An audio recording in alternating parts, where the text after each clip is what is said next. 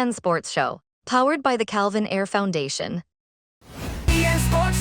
Welcome to the GN Sports Show. I am Terry Andrew. Thank you so much for joining us. My co-host George Sower-Doubling, he is on location at the St. Anthony's Secondary School, where he will bring us some of the awardees and highlights from the 2026 ACB Junior Premier League. Plus, we have all GNFCs on the 7 and on the 9 players, plus the winning coach of both divisions. We will hear from them, get reactions from all that's happening at the St. Anthony's Secondary School. Plus, our doctor in the house, Dr. Rick Millis, he's back with part 2 of our conversation about which shoes are the proper fit and what you should know when you're choosing a shoe for your child or children. All that and more coming up right here on the GN Sports Show. Our vision is to become the premier platform for showcasing and empowering young student athletes, providing them with the tools and exposure to excel both in sports and life, while shaping the next generation of confident, media-savvy leaders.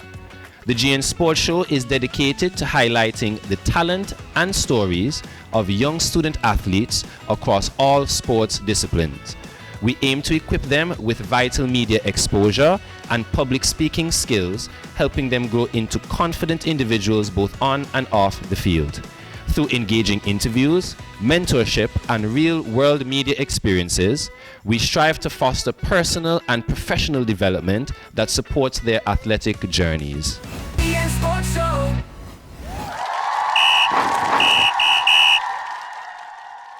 My name is Nikolai Fabian, and I am 7 years old. 4 years old. Good. I think I made my mom proud. Well, and it felt good to be the best defender.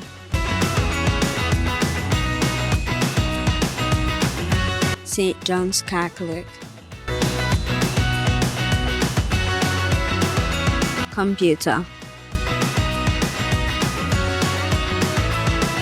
Miss James. Goalkeeping. Team Generation X. Rakaya Richards. 5 Alex. Grade 5. 3. Thursday and Saturday. Mount Pleasant and Pickups. Defender. I get to stop the balls. I get to beat them. Malvin, Nicaldo, and Alex, and Antoine. Mats. Ronaldo.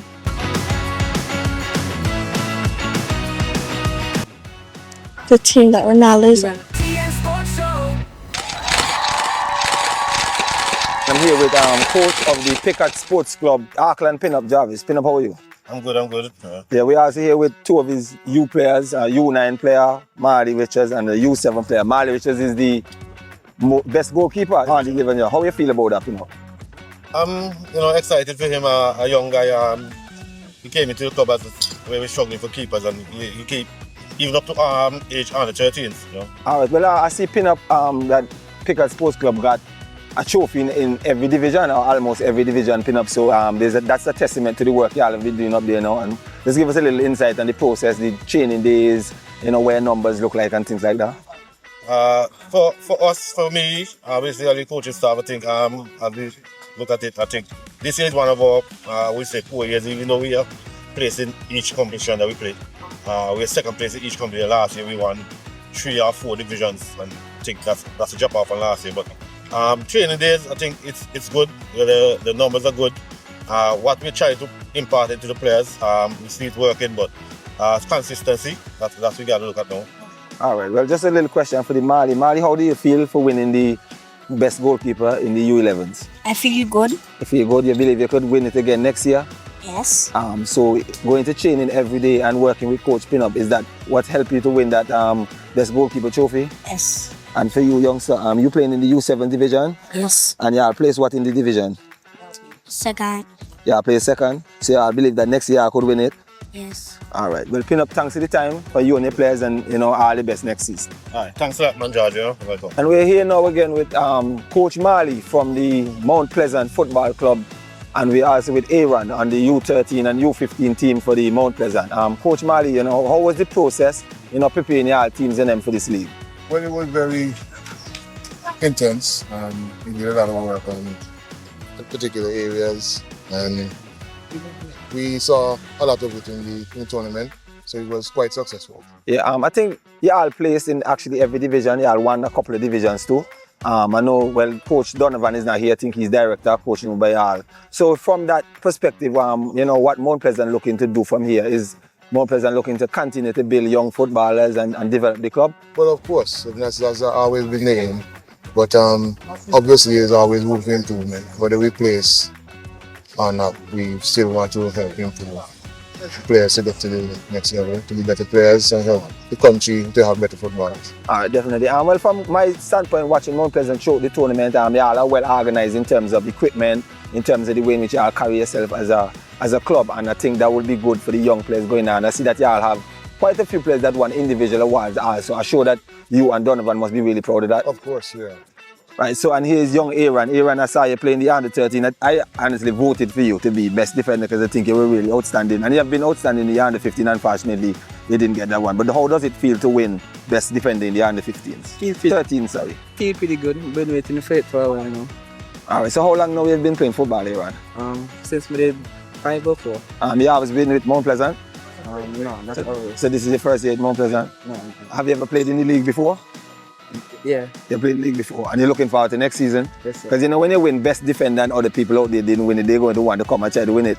So anyway, alright, well I wish you all the best. Hope you continue to develop into the good football that you have been showing the whole tournament, and all the best moving forward. I thank both of you for coming. Really appreciate it. And I'm here with Gabriel Graham, coach of the Generation Next U9's team, champions in their division in the just concluded ACB Junior Premier League. Gabriel, I know this is not the first time you win in the league, but I'm sure it's a good feeling to win it once again. I came third, I think, the last league. Last year? Yeah, last year. So, I'll come back from first place. So you come back for your championship? Yeah. During the process, I know you have a lot of kids, and I think you had 2 teams in the division? 2 teams, yeah. Just a little quick insight on how difficult it was choosing the A team and the B team. Yeah, it was a bit difficult in terms of, because sometimes it's not, a player might show up, then he don't show up. But then, you just have to navigate and go around it and maneuver and do what you have to do and, choose what you think is best and you work out.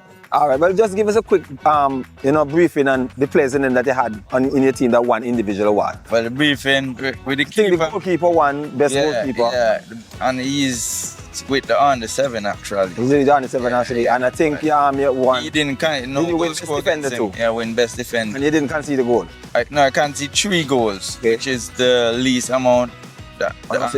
Above that it was 8. So conceding 3 is very good. Keeper didn't concede any. You understand? I get most goal I think too. All right. And then best midfielder here, Nicardo. Plenty assists. Can't remember how much, but plenty assists. Well, so Nicardo, how you feel about winning best midfielder? Good. You feel good? And you believe you could win best midfielder next year again? So you're going to keep on to come into training and work hard on your game? Yeah. And you believe that Coach Skinny could get you where you want to go as a good footballer? All right, Nicardo, well, enjoy your trophy. A lot of us don't have none of these little trophies at home, right? And once you start to winning trophies, you got to maintain that. All right? All right, so thanks for talking to me, Skinny and Nicardo. Really appreciate it. Vincent Nabu Samuel, head coach of Generation X and also the head coach of the On the 11 team. Yeah, as far as that competition was concerned, it was really one of the tightest competition that we had over the years. It took us the last game, the final game, in order for us to be declared championships. It was a must-win situation, and I am comfortable and happy that the guys played their heart out. We had some hiccups during the season as it relates to individuals because of the pending exams. They were doing classes, so sometimes we had to make an adjustment with some of the individuals, which made it even much more sweeter for each and every one. There's some individuals whose roles had to change during some of the games. Outfield players had to go into the goal. We had individuals who played their heart out through and through. I think this was a championship for the team itself, not more so me, for the team, because we did prepare hard, we did work hard before this season, and when that happens and you have individuals who are not present on certain given days to make things happen, then you have to make an adjustment. It challenged me as a coach. I had to pull all the stops. I had to pull all the experience out in order to make this one happen. And in the final analysis, it was so good that we won the game in the final 5 minutes by a 1-goal margin. And that was a situation that we went right down to the wire. I must commend all the players, each and every one of those players, because they had their role to play and they were significant enough for us to take care of this championship this year. It's definitely a staple for Antigua and Barbuda as far as this competition is concerned. It's not easy to organize a competition of this magnitude with a number of individuals coming from all perspectives. One of the things that I was really and truly happy with is the punctuality that was put in place as far as the organizers is concerned. We were accustomed to years in the past that we did not adhere to the grace periods. Unfortunately, I had a team cutting edge in, and we were penalized on one occasion for that. And in as much as that happened, I think that is the way to go, because to be honest with you, when you look around the many leagues and competitions and youth competitions in the country, we tend to be lethargic as far as that is concerned. So the sense of timing is not alluded to by many of the teams. And if we set that precedent, it's important that we understand that from a young age that you're playing a game, you got to be here 15 minutes before, you got to be on time in order so the game can be on time, so that we can facilitate a smooth and flowing situation. As it relates to improving the league, we understand what it is, we know what it is as far as leagues are concerned. It's not a league that you come to pay like many of the leagues in Antigua. Yeah, anybody has a league, you have to pay a price to get here. This isn't a league organized which is fully sponsored, and I mean fully sponsored. And this is a first as far as Antigua youth leagues are concerned. The organization was in tip-top shape. You had the opportunity to see. You as your team can go back, get to the organizers. Hey, the clips. Let's see the clips of this game. Let's see the clips of that game. And this is something that enhances the development of every youth. As the league is noted, a development league. And a part of our wants in development as far as the guys are concerned, the females are concerned, us getting clips to send off to the colleges, to send off to the universities when they require them, when they ask for that, is a step in the right direction. Not even our governing association has the luxury of those sort of things at this point in time. Football is dynamic. Football is changing. There are a lot of things that needs to be done to make it what it's supposed to be. And I am happy that at Generation X, they have started that process in order to move football to our next level, so that we can provide more opportunities. And this is really, really paramount, providing opportunities for the athletes. And while there's a avenue to provide that opportunities, it only speaks volumes for the development of youth football on a whole. On set with me is Rockley Thomas of RST Football Academy and Dina Merrick of the Missouri Baptist University. Fellas, welcome. Thank you. All right. So as there was a scouting event take place, I think it was the 28th of May at the ABFA Technical Center, Rockley. Yeah. Just give us a brief rundown on what that was about. Myself and Dino has been in communication for a while concerning something like what we did at the ABFA, where we did a scouting clinic. And what that initially is all about is to spot talents and to see who where we at as per talent in Antigua and Barbuda. The age group we looked at was between the age of 14 to 20. We particularly picked that age group for a reason. Between 14 and 16 leaving school, that age group we're looking at performance and academic also and development as well. Between that age group, and the 16 to 20 more or less, they would have been finished from school and looking to move on to university or college.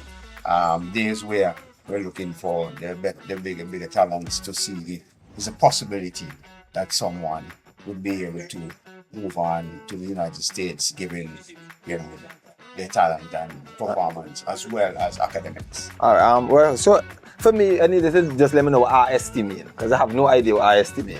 I have a slight idea. Rockley and Thomas somewhere in it, but I'm not too sure. So just let me know which one it is. Well, yes, Rockley is Rockley. The S is my middle name, Sherland and Thomas. Oh, so it's Rockley, Sherland, Thomas. All right. Just for the viewers, these two players were youth national players, Antigua and Barbuda, and senior national players, Antigua and Barbuda, along with myself. I must, so I knew that you went to university in the States, and I knew that you was the female coach of the Missouri Baptist University. Just give us a brief breakdown how long you've been with Missouri Baptist and your role. Yes. So with your start as an assistant coach and come up the ranks, just quickly. Yeah, so again, came through, got the opportunity to get a scholarship, went to a school in Oklahoma, transferred initially to another school in Indiana before moving to Missouri Baptist University, which I'm an alum of, so I graduated from there as well. Got through the ranks of grad assistant coach, head coach, and I've been there now 20 years altogether. Head coach, 18. I used to coach both men and women, but have huge loads of coaching experience, 20 plus years coaching experience. But that's been kind of the journey getting me to where I am now. In terms of my role, I am the head coach, but again, I work with other youth associations as well in the US in terms of clubs. But for Missouri Baptist particularly, I am the head coach, and again, different responsibilities within that role, from administrative role and different things that I do, but mainly head coach. All right, no problem. All right, so I'm going to bombard Rockley with some questions now, Dino, and then I'll get back to you, right? So Rockley, so RST is Rockley, is that you plan to do an academy or something of that nature? Yes, that's the idea behind our visit. And this was basically an introduction to what RST is looking to do in the future. All right. So in the next maybe 2 or 3 months, we should be looking to kick off officially. Registration and so forth and so on should be out shortly. All right, so where are you going to base this academy? Our academy will be based at St. Johnson's playing field. Johnson's playing field? Yes. All right, so Johnson's playing field. All right, and what's the inspiration behind you deciding after all these years? Because you've been retired from the game for a little while. You've been a coach for maybe the last 7 or 8 years or so. So just what brought you to this point to say, I need to do something? Well, and that's the main thing. It's need to do it, but also it's from watching and looking around and being around the national teams and both youth and senior for years, and even in myself while developing, you see things that is there still to be worked on, and everybody can do it. So sometimes you have to tell yourself, listen, this man might be doing this, but let me show them a different angle. And this is where I come in. It's just show a different angle as to how to get to their development a little better. All right. Well, I was at the turf the other day and I saw your son take a shot, a half volley, left footer, and he looked cleaner than yours. I just letting you know that. Right? I just letting you know that. But anyway, from the scouting thing on Thursday, just give me your takeaways, what your positives I know there probably weren't much negatives that I was there, but just give me, what you took away from that. Well, I must say, as you just said, it wasn't a lot of negative. Because even when I was going back over the videos that I took, I saw something that I believe and I'm not knocking local coaches, but if there was a local coach that was doing that clinic, I don't think you would get the same response from a lot of the players. And the response from the players was my best takeaway from that, because they were really, really responsive. They were attentive, and you can see that they really wanted to show what they have to show to the coach. All right. Well, there was definitely some little chitter chatter, but as I heard the coach open his voice, and I didn't even know he had an open voice, but he opened his voice and everybody's eyes just shifted and directed. But just give me one thing that RST is going to bring to football. Well, right now, what we're looking at is a different way how development is done. What I see now is kids are coming out and playing and just playing. Yes, it's part of development, but also you can also try and push them a little bit more by playing, but also trying to gear it early as possible to where you want them to be going. As if you're saying that, let's say I am a midfielder forward, I am not quite sure yet that I am midfielder forward, but if you're exposed to that position early enough, that you will be able to understand that role, so by the time you get to 13, 14 at that strength, you already know what you want. All right, that's where we're looking to. No problem, Rock. All right. So, Auntie, Dino. Yes. As they say, you already told us how long you've been at Missouri. From the scouting, have you ever done any scouting in Antigua before? Meaning, like, have you gotten any players at Missouri from Antigua before? I've worked with a few players that came through the junior college ranks. Again, David Catuto was one of them. Landon Argel was another one that I worked with. And I tried to get a few guys prior that went to a couple of schools in New York, but they went other places when I was on the guy side. But I had more success on the female side. For me, I think this opportunity to scout was great because it showed me a different quality. The hunger was there, like you could see it in the kids in terms of the aggression, but it wasn't in terms of malicious. It was controlled aggression, right response that you want to see as a coach from players in terms of hunger. So that was very good to see, but eye-opening again to just see the level of talent that we have. And my job, I hope, or my hope is to kind of give them more the exposure of what's out there, what's possible, and know that, we're not limited with just what we have here. Okay. Like, we have a lot more that's available. They just need to be given the opportunity. And that's what I hope I can bring, again, to the RST Academy as well. And then again, more so nationwide, but to the RST Academy. All right. Well, I know females football is more of your forte because that's what you do at Missouri Baptist. There was only 2 females at the thing on Thursday, at the event on Thursday. Just a brief of what you think of those 2, and if there's someone that you think you could work with in the future by just watching them during that little. Yeah. Again, from what I saw, just again one day in terms of scouting, but you could tell that the talent was there. They had the foundation that you're looking for, good soccer IQ. They both stood out, and obviously one of them stood out a little bit more.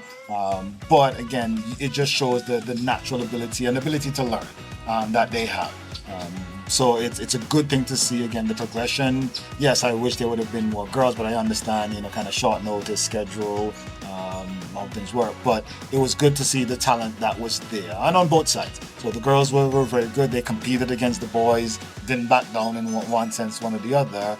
And that's another difference that we don't have in the US, where girls play boys consistently. Okay. But here, they were right up to it. Physically, they dealt with it. Athletically, they were able to keep up.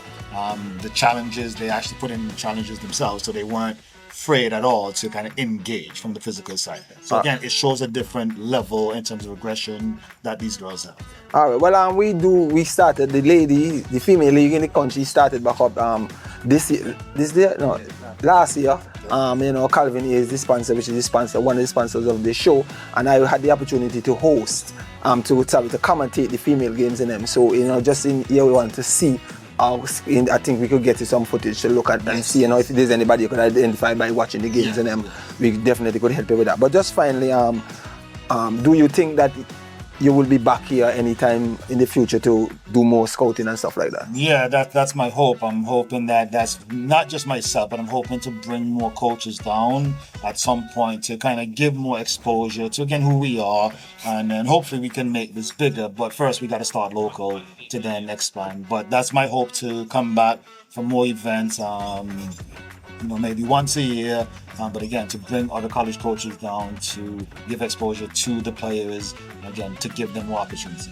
All right, well, fellas, I'd just like to thank both of you for coming on the show. We have been friends for a number of years. I really do appreciate it. And I see Rockley more often than I see Dino. It's always nice to see you. And to be honest, I was telling myself, I want him Dino to look any different now how Dino look. And then my mind tell me, knowing Dino, so Dino is going to look the same way. And from the time I walked in, I just said, all right, I wasn't wrong. So fellas, thanks for coming again, really appreciate it. I wish you all the best with RST Rockley and Dino, more success with Missouri Baptist, and hopefully you could come down and help some of the talent that we have here to get out, because that is what we really do need. So he's getting a bit wide now, but all the best again, and thank you both for coming on the show. And with that, we'll take a quick break and we'll be right back with the GN. We would like to thank the sponsors of Generation Next: Fruta, Antigua Masonry Products, Citizenship by Investment Unit, ACT, Flow, Island Photo, and Francis Trading Agency.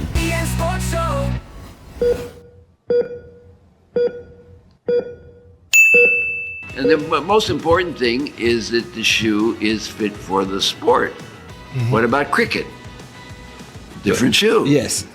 Right? More for that forward movement. Yeah, they have that spikes as well, half spikes. Yes, half. exactly. Yeah. Tennis, more moving back and forth. Basketball, what about basketball? But need more ankle support for the basketball. You think, but why is it now so much players in the NBA wearing low? Yeah. Well, I've read that scientifically, that is one of the major causes of so much injuries in the NBA now. Because they're not wearing the ankles, they're not properly supported. Right. I noticed that. And players complain and say, "Oh, it's not the shoe, it's blah blah." But it's the shoe, because I know if my ankles are properly supported, then I should. And if I drop bad and it lean, it's not going to lean away, leave the shoes. The shoes is going to go with it, so it's still going to hold it in place. But then you have on a low cut shoe on your ankle, and there's no support on either side of it. It's just going away by itself. Well, don't tell LeBron James that, because I have LeBron James shoes, and they have nice, strong ankle support. That's what really impressive one. The earlier ones. But yes. Oh, did he? You know what's selling now? No. The lower ones are selling. Oh, LeBron is selling. The lower ones are selling. Oh, that's terrible. So the point is, if you're a professional or you're a college player, and you have access to, let's say, a training room, and you have supplies, you wrap your ankles, or you tape your ankles.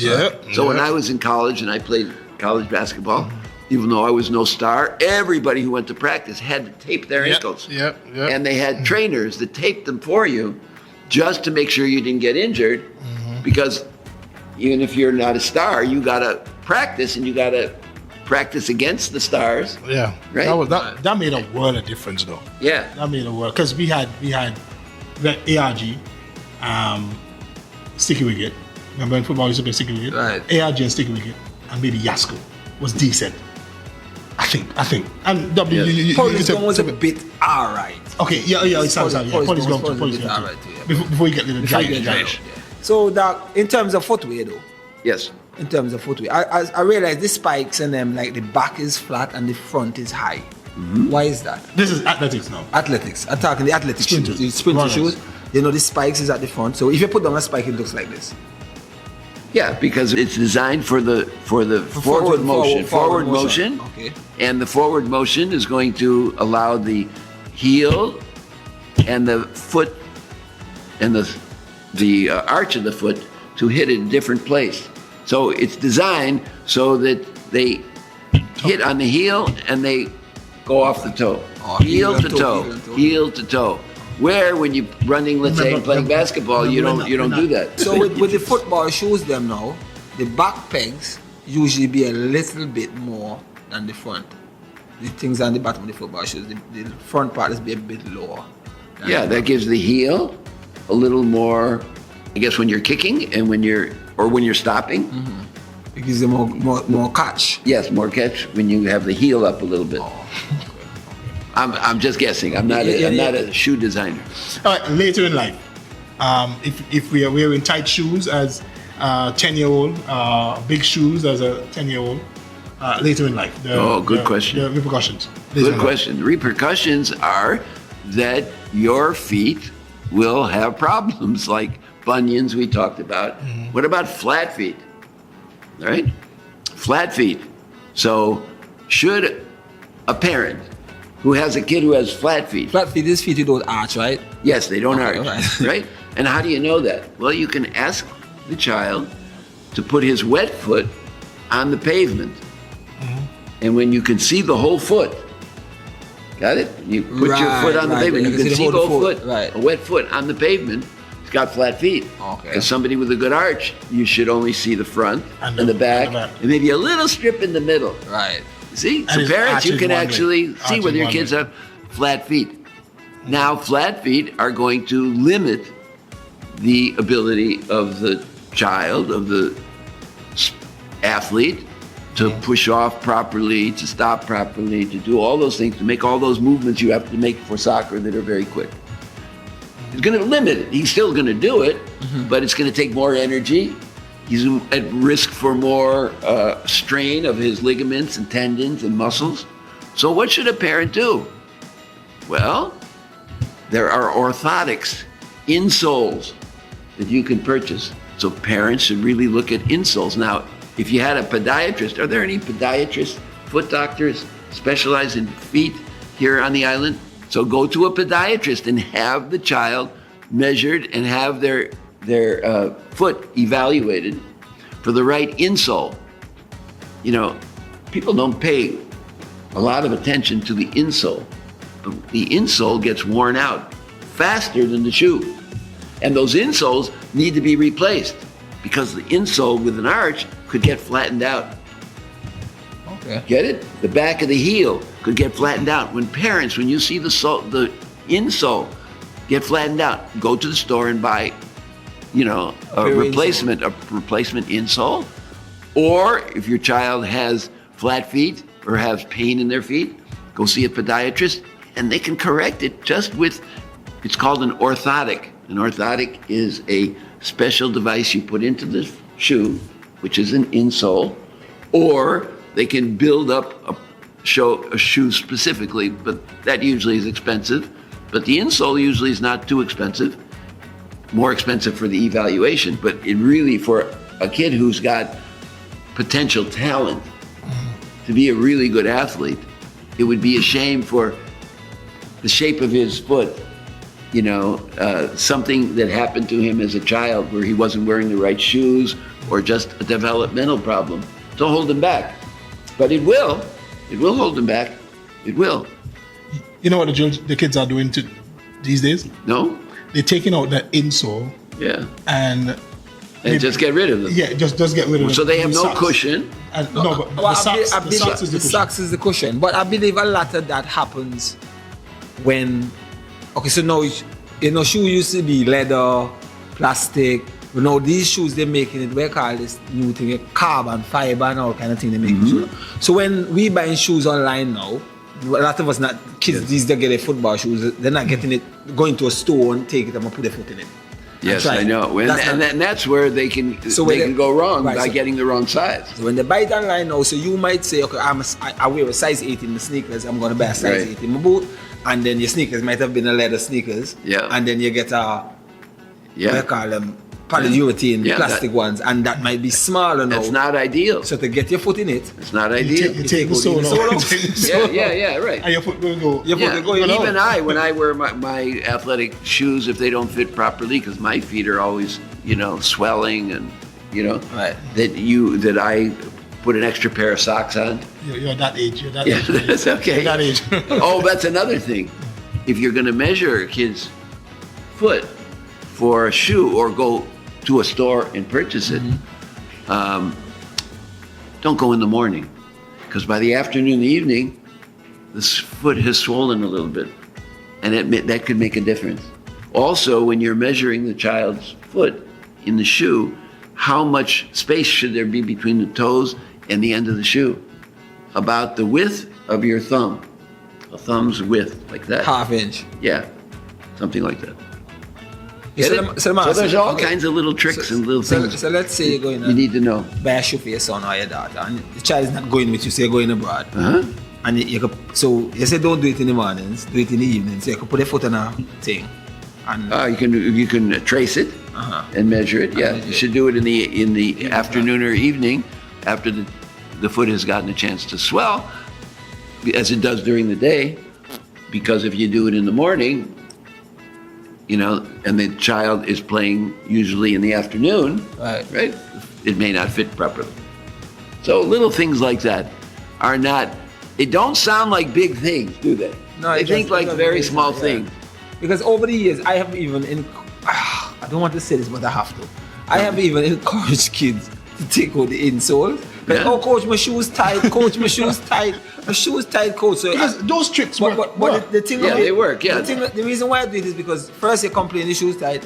I don't want to tell you, well, go and sit down. Yes. That's what I'm saying, because then they say, okay, no, coach, I complain, but then your foot squeezing. So the suggestion is, okay, let me take out the inners, because I give you like a half inch. Yeah, but that's temporary. That's temporary. Okay. You're not thinking it's going to go on for, a year or 2 years. No, that's when they damage their feet. Some of them get comfortable now because they realize, sole out and the boots feel a lot better, and they just leave it like that for the duration of the season.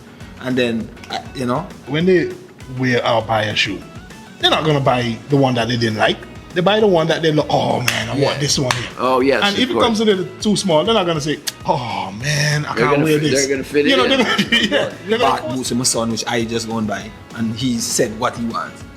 It's always the style.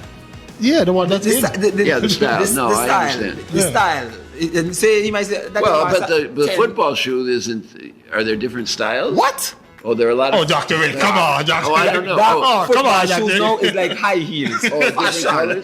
Fashion that. Oh, okay, like basketball shoes, like Bronze and Jordans and all of that. I didn't realize that. A different class. Right now, I didn't know.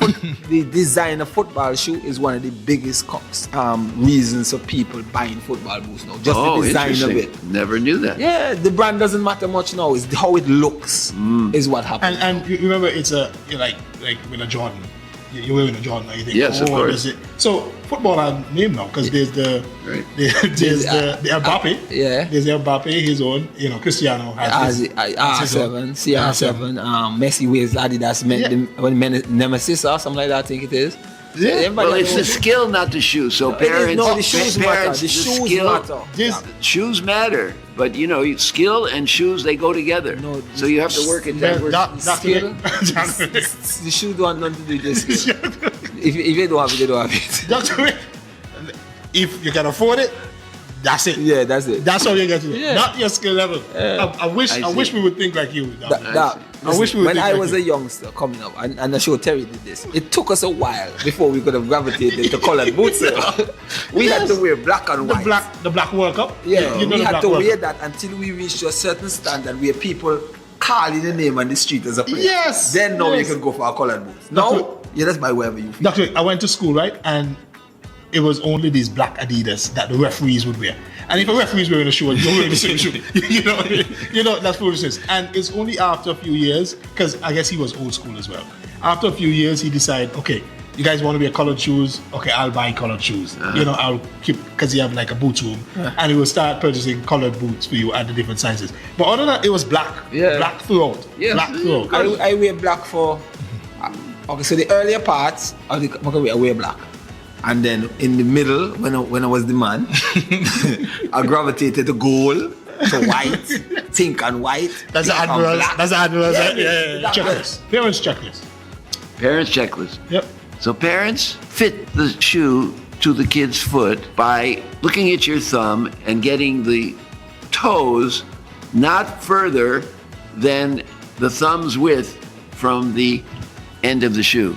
You need a little space, but not too much, because if you have too much space, the toes are going to claw and the child can develop hammer toes. You remember, these kids who are wearing these shoes are going to wear them thousands of times. Not hundreds of times, thousands of times. And thousands of times of this clawing is going to produce possibly abnormal toes. Abnormal toes called hammer toes. If the shoes are too tight, right? They're going to get bunions. They're going to get blisters and bunions. That's if it's too narrow. Too narrow. Okay. Yeah. Narrow blisters is and bunions. Yes. And length is hammer toes. Yes, exactly. Now, what about the heel? If you don't have the proper insole and cushion in the heel, you can damage the Achilles tendon. Yeah. Now, that's a serious injury.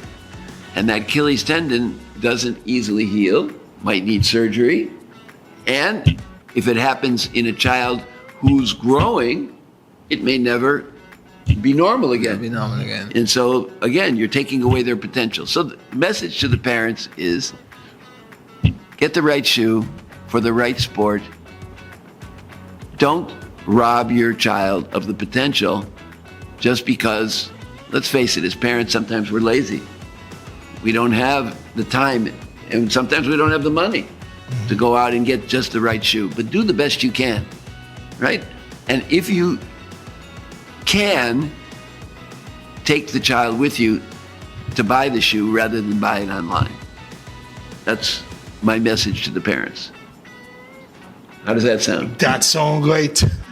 Here's where we leave you with that message of Dr. Rick on this episode of the GN Sports Show. Dr. Rick, I'm sure parents, I know myself and Sarah, we were educated on something that we didn't know tonight. Hammer toe. Yeah, certainly. All right, he's Dr. Rick, our doctor in the house. Our most trusted medical advice here on the GN Sports Show comes from our doctor in the house, Dr. Rick. All right, we'll be right back with more here on the GN Sports Show.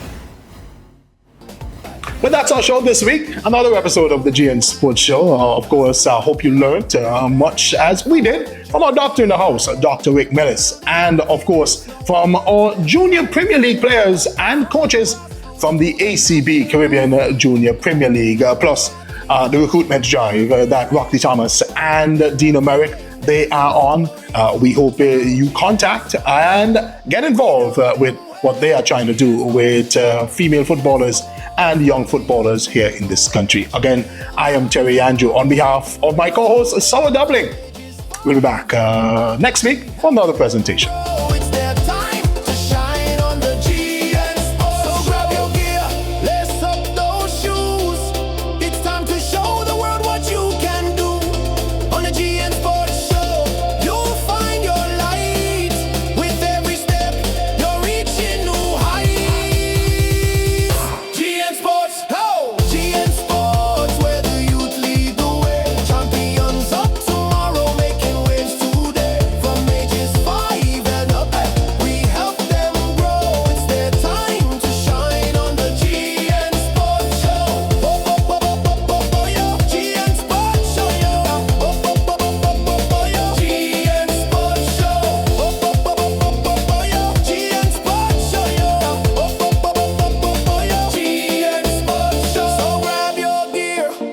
Lace up those shoes, it's time to show the world what you